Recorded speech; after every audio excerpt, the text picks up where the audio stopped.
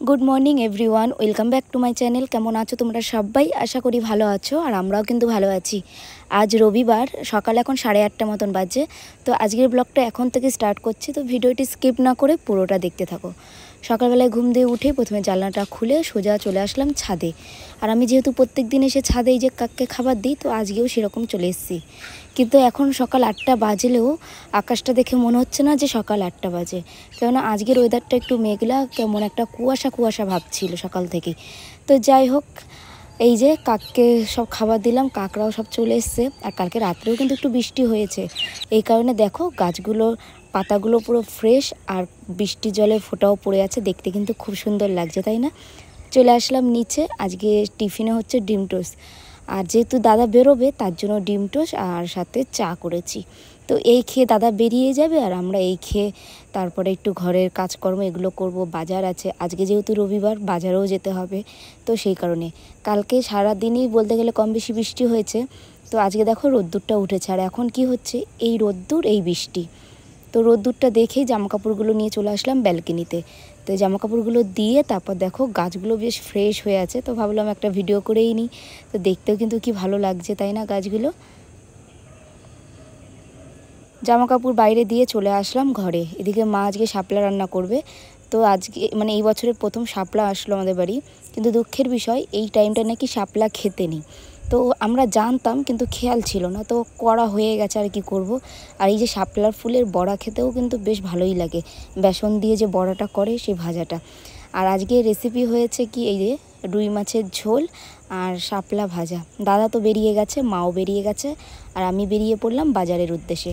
আকাশটা দেখে বুঝতেই পারছো বৃষ্টি কিন্তু হয়ে গেছে একবার, আবারও হবে। এই বৃষ্টি মাথায় নিয়েই কিন্তু বেরিয়ে পড়েছিলাম বাজারে। সকালের দিকে একটু রোদ ছিল, তারপরে কিন্তু ভালো বৃষ্টি হয়েছিল।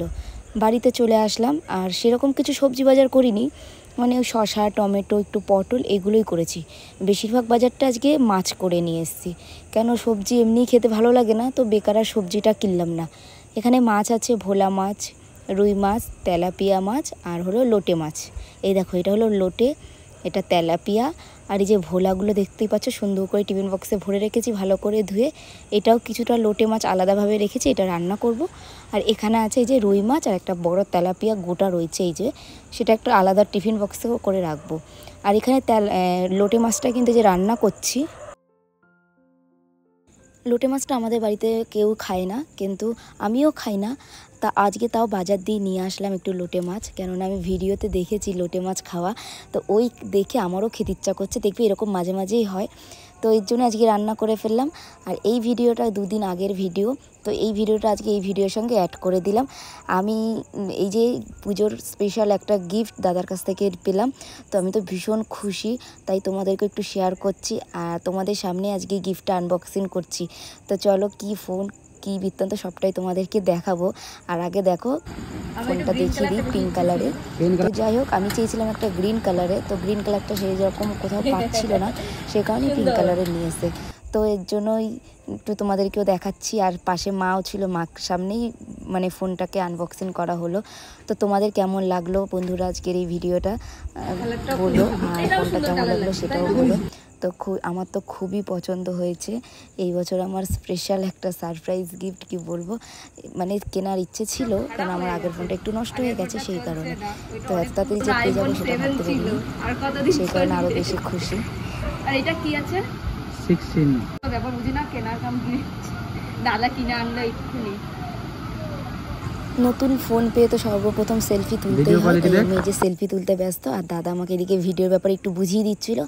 তো আজকের ভিডিওটা এখানেই এন্ড করছি। তোমাদের কেমন লাগলো বন্ধুরা কমেন্ট করে জানিও, আর আমার স্পেশাল গিফটটাও তোমাদের কেমন লাগলো সেটাও বলো। তো আজকের মতন ভিডিওটি এখানেই এন্ড করছি, টাটা, দেখা হবে নেক্সট একটি ব্লগে, ততক্ষণ সবাই ভালো থেকো।